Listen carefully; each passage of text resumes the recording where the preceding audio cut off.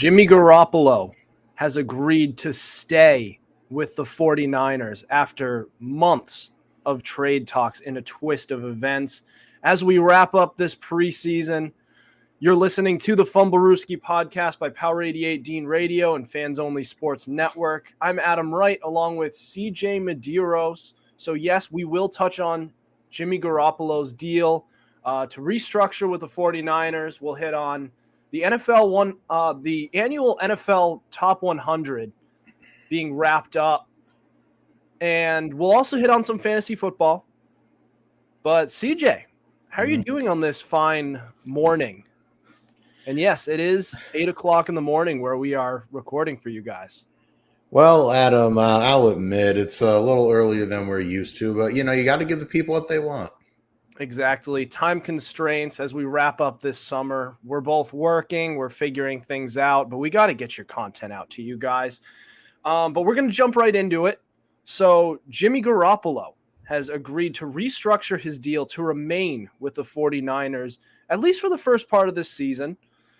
And so the deal is he's going to be making $15 million. That's total. That's what he can make total. $6.5 million guaranteed. So I believe he's going to be the highest paid backup this year. And yes, he is. And that is actually nothing compared to what he was previously going to be making if he was going to stay as a backup, because he was about to make $24.2 million total. I'm not sure about the guarantees, but CJ, what do you think about this turn of events here? Well, let me tell you what it means. Nobody wanted to trade for him. That's the thing. And I heard throughout the offseason, the Niners had an asking price of about at minimum a first round pick. And if you are the person who would say, oh yeah, I'd trade a first round pick for Jimmy Garoppolo, you are not worthy of watching football. Now, it's just, I feel like they're still going to trade him. I really do, because if I recall correctly, he was going to make $24 million this season. Now he's going to make $15 million with a manageable $6.5 million guaranteed. So like I said, that's a nice tradable contract.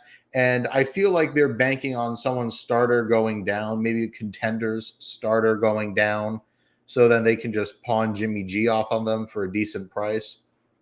But I don't know why, but a weird feeling of mine says that maybe Cleveland should want to look into him, because one, manageable contract, and two, if you start out the season 0-3, 0-4, Brissett's just not getting it done, it might be worth a look, especially since Deshaun Watson's going to be out now 11 games, and you don't even know if he's going to be football ready when he comes back. He didn't even have that good of a preseason. So a 1-year investment in Jimmy G might not be the worst thing, especially for Cleveland, which is where I personally think he's going to end up. Yeah, and looking at the Browns, that's a team that would definitely want to grab him, since their current starter is Jacoby Brissett, who I don't hate, but I don't love at the same time. I definitely love Jimmy Garoppolo a little bit more. The Seahawks are another team that I think should be in on him. Yeah, but it's in the division, though. Yeah, but if you're gonna, that's the team that needs him, and you gotta do what's best for your team, not just I mean, the Seahawks are finishing last either way. They're just looking for a decent starter. And I was also looking at the Atlanta Falcons to be a possible team. They are looking to rebuild, so they're building for the future. But if they try to go in on trying to develop Kyle Pitts and Drake London, those young pieces, I think Jimmy Garoppolo is the way to go with him. I think Marcus Mariota and Desmond Ridder they can help him a little bit. They can help those guys a little bit, but I think you might need better pieces there. But either way, so it's obvious that looking at this, they're not just gonna keep him on the roster for the whole year. This is a restructure because he had $24 million on the books. And if you are looking to trade Jimmy Garoppolo, not just for a first round pick, for any pick in the top 3 rounds, you're not getting that if that quarterback is making 24 mil that season. No one can afford that, and no one wants to afford it for a quarterback of this caliber. Now, Jimmy Garoppolo, when he's healthy and he's at his best, I said this off camera, he's probably better than about a third of the entire NFL. And you can maybe make a case for half when he's at his absolute best. So, looking at that, they really had to make this restructure because clearly nobody wanted to take that contract. You can make a case they don't even want to make that take that contract for like a 6th round pick because it's just that ridiculous. 24 mil he was previously supposed to make. So now you turn that into $6.5 million guaranteed, 15 total. That's like, okay, that's quarterback money. It's backup quarterback money. And he is going to be the highest paid backup quarterback in the league. But at least it's not by the margin of 24 million. So they really had to do this. They had no choice if they really wanted to part ways with him. And it looks like they're going to go into the season with him and wait for a team to get desperate for him. Yeah. I mean that's one possibility. Or now hear me out. Maybe it's just insurance in case Trey Lance doesn't play well. We heard about, the beginning of the preseason, how Lance wasn't, apparently was like behind schedule about where they thought he'd be, especially all of last season. They said he was nowhere near ready when they drafted him. And I've been hearing that he's still a little raw.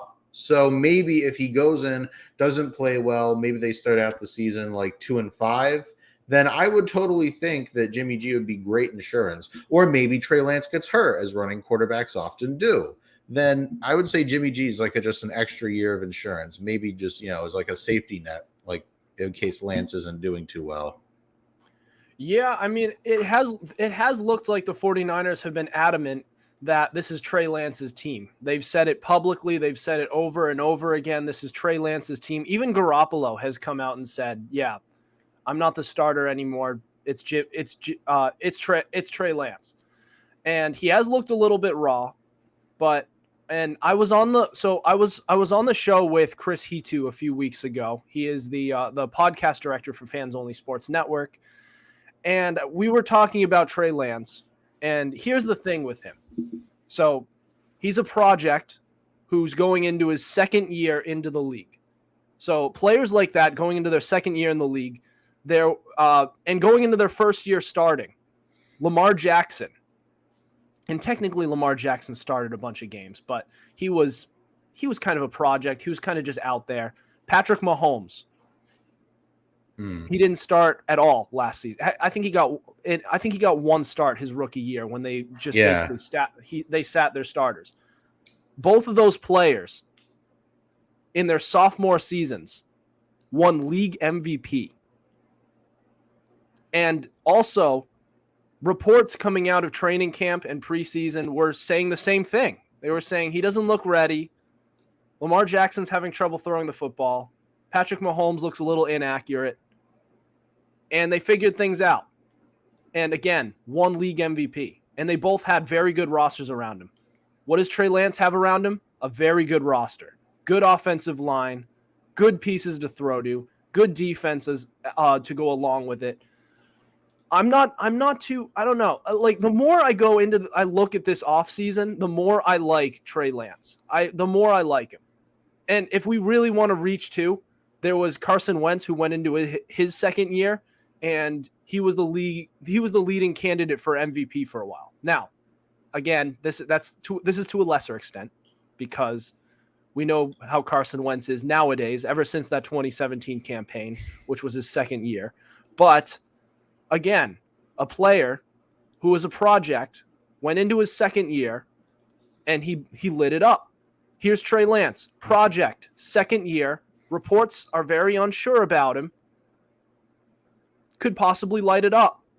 I'm very optimistic about Trey Lance. I am. Yeah, I mean, I guess I'm just not, but we can obviously like agree to disagree and such. But I will say this. What do I always say on this show? So-and-so has no reason to suck. I will say the same thing about Trey Lance. there's no reason not to succeed on that offense. And if you don't, well, you're going to have like your third year. That would hypothetically be your put up or shut up year. But yeah, this is like a good chance to, get your feet wet and such. And yeah, you're taking third overall. It's time to prove your worth. That's right. And one guy has proven his worth time and time again. And it showed on NFL's annual top 100. A certain 45-year-old quarterback, a dinosaur, has been named to the NFL's annual top 100. We'll touch on that next. Don't go anywhere. This is the Fumblerooski podcast.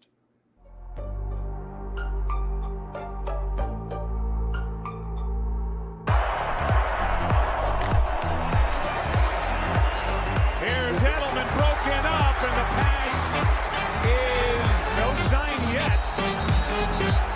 Edelman comes down with a football. They're saying it's a catch.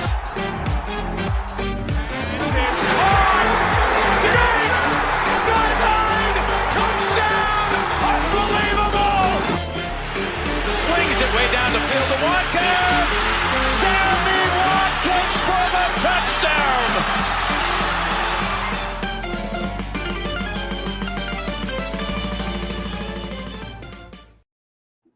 You are listening to the Fumblerooski podcast by Power 88 Fans Only Sports Network. Adam Wright here with CJ Medieros. And so, Tom Brady, going into his age 45 season, has been named the number one player by the NFL's annual top 100.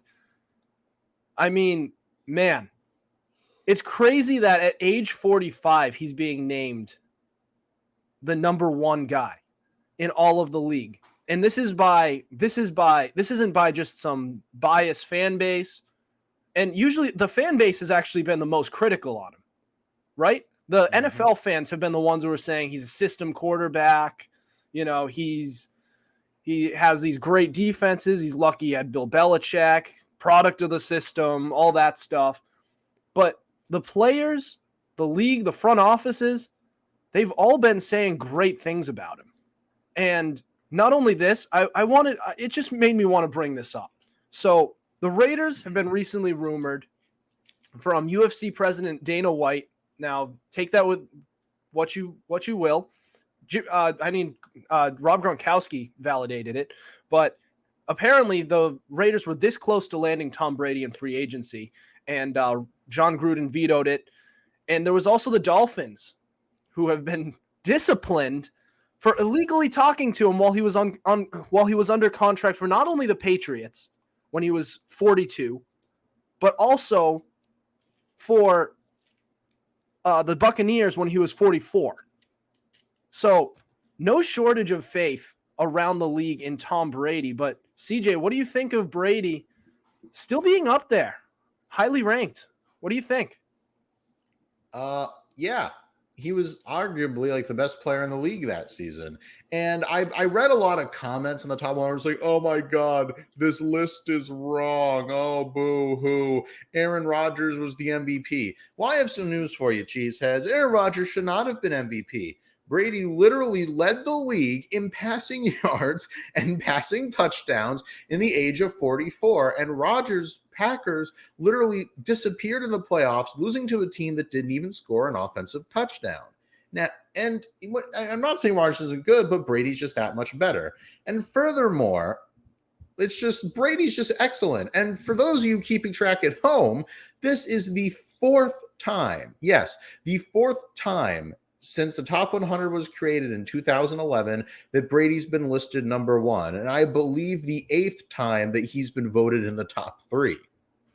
So for all the fans out there, like that Adam mentioned, criticize, like, oh, he's a system quarterback, yada, yada, yada. You're stupid. You really are. I know it's not the most analytical thing, but you're really stupid. And let me tell you why. All you do is moan and complain and crap all over Tom Brady. But $10 says your favorite player respects the living hell out of him. What does that say about you? And it's like, and I love how it's like, oh, the players voted on this list. I disagree with the players. I know more. No, you don't. And if you think you do, get a lobotomy. Just saying. And here's some free advice. Tom Brady deserved to be number one, and he is still the best quarterback in the league. And yeah, Rodgers won back-to-back MVPs, and I will die on the hill that he should not have won it last year. And like I said, this is voted on the players, and you don't know what the players know.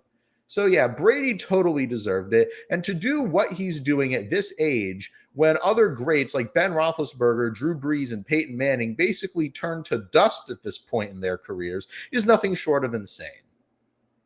Sorry for the vent. That's just my rant of the day. What do you think, Adam? Yeah, I mean, I agree with most of what you said. And not only, as I mentioned opening this segment, it's not just the players, the front office. They're these player development staff. They're all saying they're jumping through hoops to get this guy. So it's not like it's just the players who are like, oh, I respect the hell out of him. He has a great heart. He fights hard, which is all true. But the analytics are looking at it that way too. And I just think, I'm sorry. I think passer rating is a little overrated of a statistic. Mm-hmm. I just don't. I just think it's a little. It's a problem that people say it's such an important statistic, but how many people actually know how it's calculated? I know it's friggin' weird. It's like out of 158.3, the most random number in the world.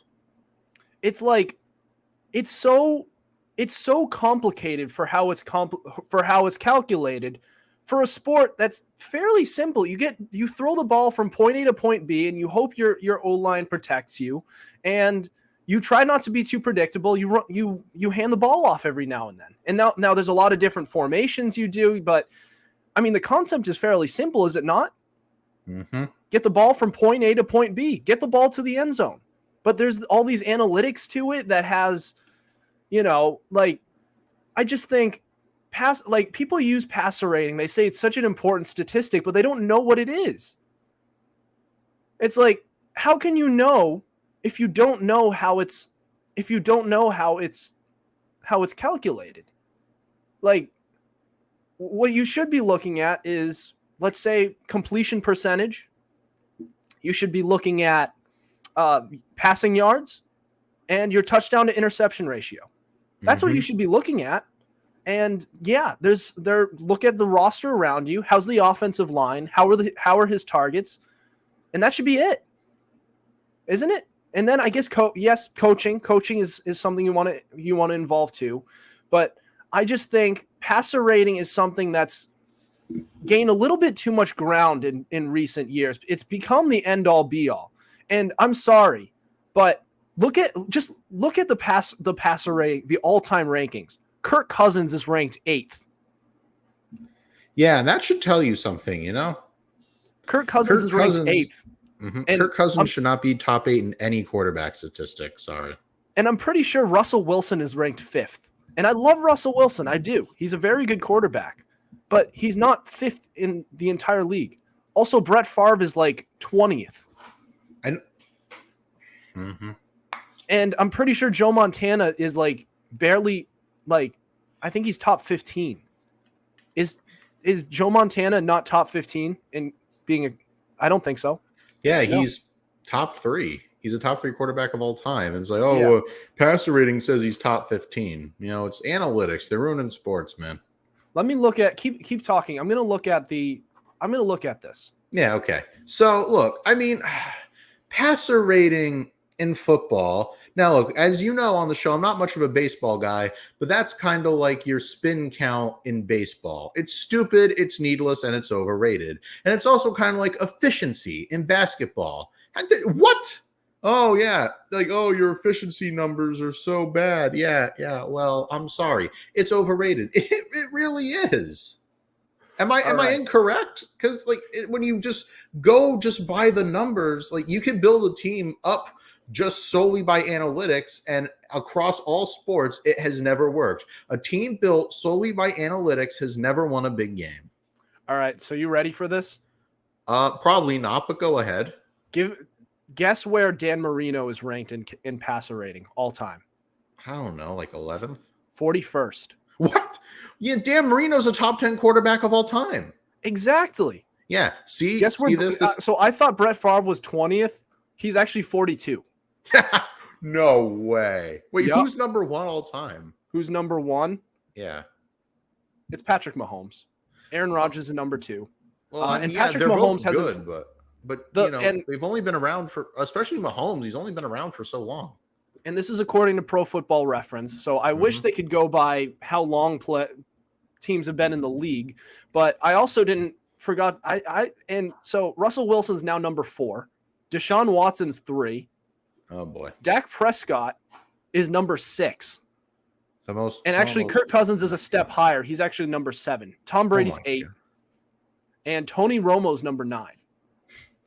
And I actually haven't even found Joe Montana yet. Yeah, people. The only top 10 quarterbacks in there are Rodgers and Brady. No one else is in the top 10. Like what? Joe Montana, I found him. Joe Montana's 18th, and he's behind Derek Carr at 17. Oh my God. Yeah. So people that use passer rating as the end all be all, I hope you picked up your ears for this segment because, Derek Carr, so passer rating would suggest that Derek Carr is better than Joe Montana. I hope you realize how just stupid that is. Exactly. And apparently it has Brett Favre not even being a Hall of Famer.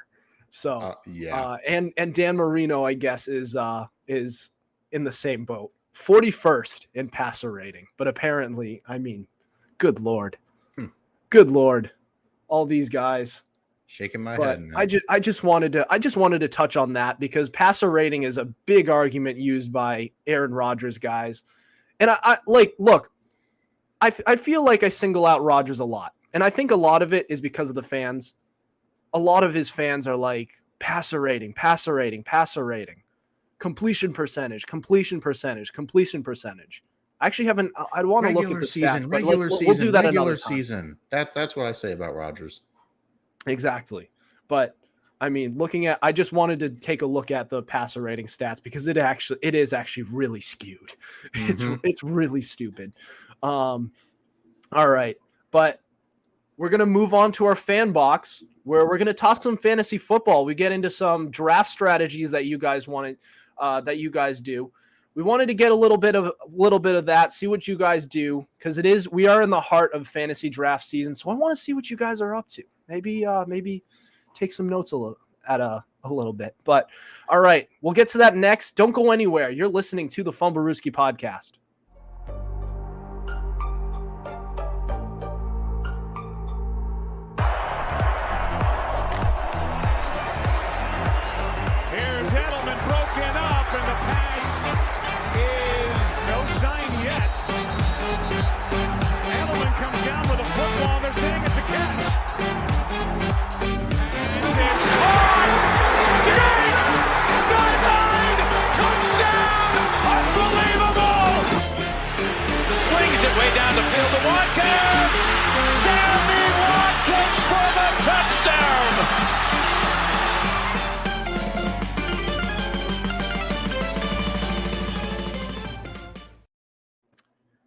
You are listening to the Fumblerooski podcast by Power 88 and Fans Only Sports Network. I'm Adam Wright, CJ Medieros. So we have reached our fan box.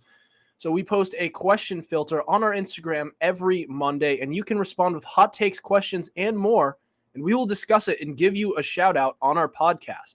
Respond to next week's fan box question to be featured on our show. So our question of the week was, what is your favorite draft strategy in fantasy football? So we lead off with Brady Kudo, who said, always take running back first. That seems pretty standard, I would say. That's it's a safe way to go. Yeah. It's the scarcest position in fantasy football, so usually that's what people do. In terms of importance, I would say running back and wide receivers actually fairly even. It's especially nowadays because wide receivers are getting more and more involved in their offense, especially the number ones. And they put up kind of the same numbers at this point. So the only difference with running back is it's a scarcer position. It's hard to find that bell cow back nowadays. But Ian Mulhern said a guy who gets a good amount of touchdowns and catches. So essentially the red zone threat. Mm-hmm. The guy who gets a bunch of touchdowns. He's labeled touchdown dependent. And I understand why people would be scared away by that, because touchdowns sometimes aren't what you can control, because that's really can come down to who the quarterback wants to throw to. But if you're able to get open that many times in the red zone, that tells me something. It tells me something. And it's an underrated stat, touchdowns. Touchdown dependent. You don't get that many yards. Mm-hmm. But I guess if you're getting catches too, then you're getting the yards as well. And if you're in PPR and he's getting catches then and touchdowns, then there you go. Derek Hool said, draft to win, don't draft to lose. Take some shots. Not to lose. What's that? He said, don't draft not to lose. Because, there's a difference. Did I say don't draft to lose? Yeah. Yeah, no one drafts to lose. Don't draft not to lose. Yeah.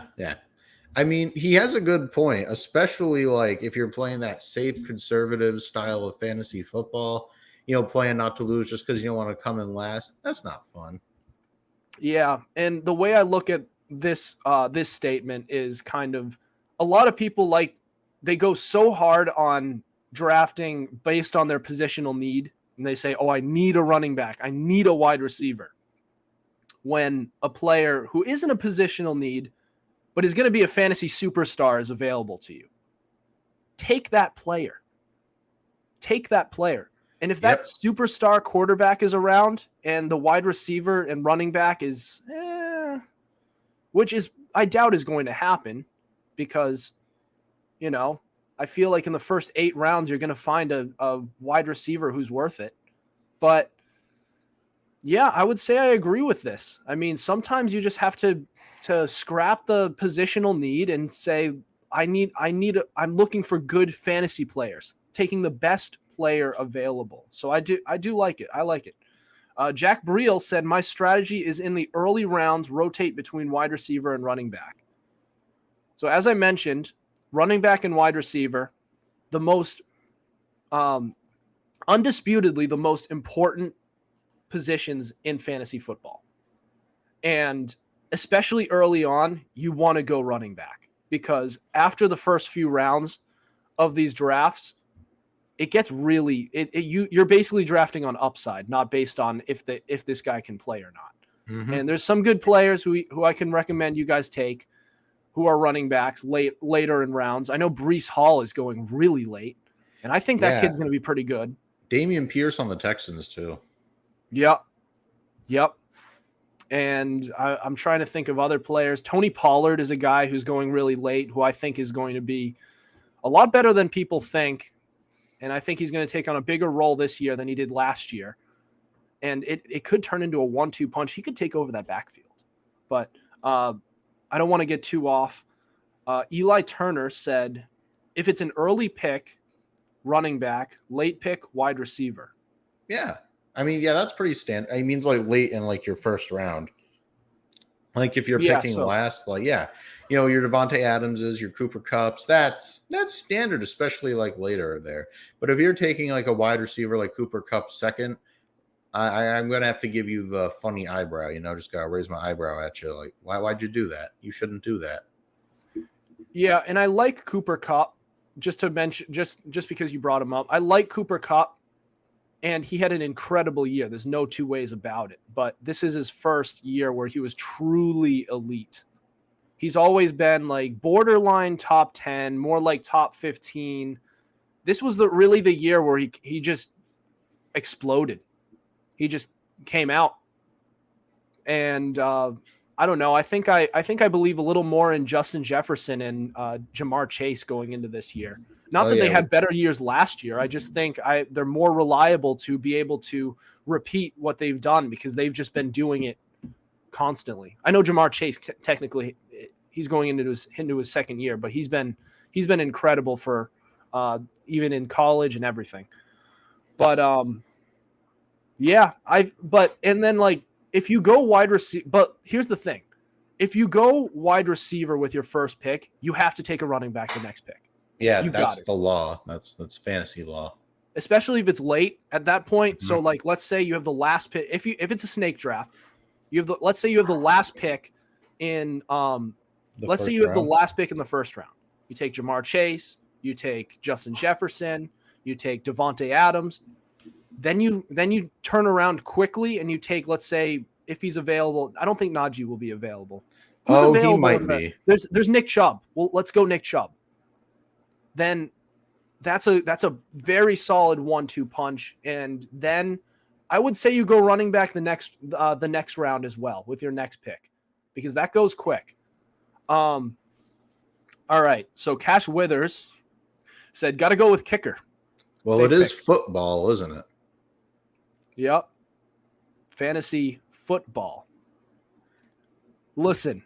5 kickers. I know on this my is roster. a joke. I know this was a joke, but I don't take kicker till the last pick. Maybe second to last if like Justin Tucker's on the board or something like that. Second to last, I go defense. They're really, listen, you can get away with streaming defenses. You can get away with streaming quarterbacks. You can get away with streaming kickers. You can't get away with streaming running backs and wide receivers. That's not, you really can't. Like maybe once in a while you'll take that player if you really need it, and you'll get some production. But if you rely on that, you're probably a bottom. You're going to be a bottom dwelling team in your league. It's just going to happen. That's the truth. But yeah, honestly, like I'll tell you what I did during my fantasy draft. My recent one, with my last pick, because I have so little respect for the kicker position, I took Colin Kaepernick. Wait, what? I didn't take a kicker. I just took Colin Kaepernick. See, now why would you do that? I don't know. We were He's not even going to play. Exactly. It's funny. Jeez, you are something else.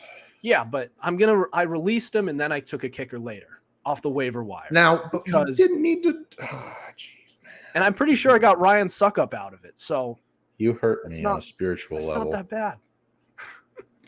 The kicker position does not matter that much. Yeah, it really doesn't. Apparently so.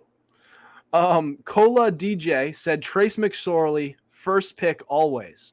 I really thought he was going to be so good. I really did. In the league. Well, he's in that song, isn't he? Yeah. I don't know what the song is called. I just know it's on TikTok a lot, and I'm not a big TikTok guy. And I'm not going to sing it. You guys aren't going to hear me sing. Screw that. I don't even know what the song is, so haha. No, go look it up. Like Trace McSorley throwing on a dime or some stupid stuff like that. But yeah. Go in take him with the last pick. Take him with the last pick of the draft. Take him with the last pick instead. Isaac Zonana said, go for a good quarterback, running back, wide receiver trio, and kicker last, because it really doesn't matter which kicker you get. He went to the Adam Wright school of kicker hatred. It's not. Listen, you know what our league, what our league is called. Yeah, I do know. Yep. Mm-hmm. Kicker lives do matter. You want to say it or should I? Yeah, they do. Kicker lives do matter. But and that's a fact. All right.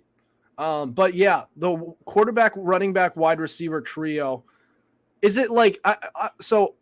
I'm confused as to what he means. So does he mean like just take one from one team, another from another team, and then, or like? I think he just means the same get team. Like let's say I'm trying to think of a team that has like a good quarterback, a good wide receiver, and a good running back. No. He means like if you want a good fantasy, have like an elite quarterback, running back, and wide receiver. Yeah, but there are draft strategies where people look at like teams that have like an elite player at each position, like actual teams, right? Like let's say the Kansas City Chiefs, scrap that. Let's look at the Chargers, right? They have Justin Herbert, Austin Eckler, Keenan Allen. You go with that offense and you ride and die with it because it's just a well-run offense. Perhaps. I just hear something that people do, that a lot of fantasy owners do that. I've done it before. I do not like that works. strategy. I've done it. In 2016, I had Derek Carr, Amari Cooper, Latavius Murray. Worked out pretty well. I finished 10-4 that year. And it was a very underrated trio too. Everybody overlooked my team. But Daniel Blaziak said, don't take a quarterback or tight end early. There's always better value there. Do not take a quarterback first round. If you do, shame. Yeah. It's yeah. Like yeah, not even in just the first round, maybe even in the first 6 rounds. 6 is usually where I go, but whatever. Because it's just such a deep position. It's just so deep that you can you can still get value. And as I said, during the season, you can stream quarterbacks. You can't stream running backs and wide receivers. So stack up on those players. And if you're really lacking at the quarterback position when the season gets going, then trade some of your running back or wide receiver depth for a quarterback. There you go. Connor Fallon said take running back, wide receiver, running back, then quarterback and tight end later. That's so I think he's going by round. Running back, wide receiver, running back, quarterback, tight end. So as I said, 4th round's a little early for a quarterback, and 5th round's definitely early for a tight end for me.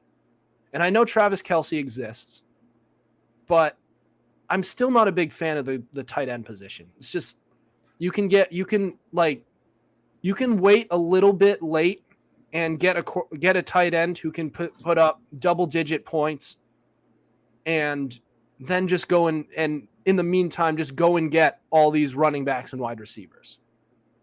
As you can tell, I'm very high on those 2 positions. Secret Weapon Consulting said, whatever CJ does, stacked team. Adam, you want me to explain this? Yes. All right. So for some of our listeners who don't know, because I know a lot of them do, in one of my fantasy leagues, I had like this great draft because people were drafting quarterbacks in like the 1st and 2nd round. So I got a lot of good players. Keep in mind, it's an 8-person league and I was drafting 7th. And I managed to draft a team of Aaron Rodgers, Austin Eckler, Najee Harris, Jamar Chase, AJ Brown, Michael Pittman, Mark Andrews, David Montgomery, Daniel Carlson, and the Colts defense. Not a bad team. Yeah.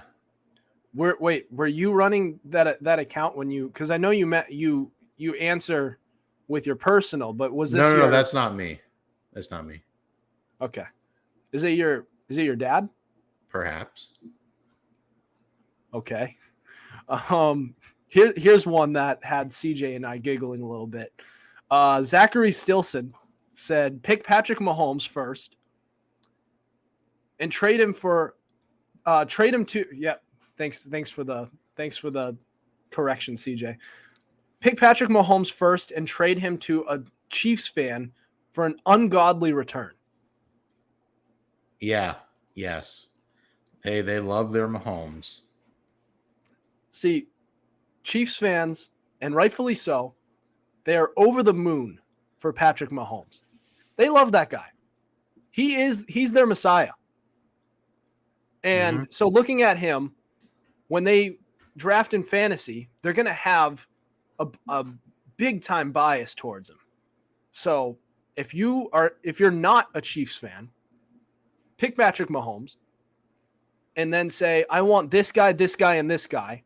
And chances are they might give it up. Now, I'm sure a lot of Chiefs fans aren't crazy, but I'm sure you could pull something off like this. Yeah. It's not the worst idea in the world. I'd reckon so. All right. So we got 2 responses from Nick Normand. The first saying, avoid injury-prone players and draft heavy on running backs. Yeah. So the most injury-prone players are always the running backs. And the problem with that is it's tough to predict when they become injury-prone. because they start off their careers and they're really good, and it seems like they can go on forever.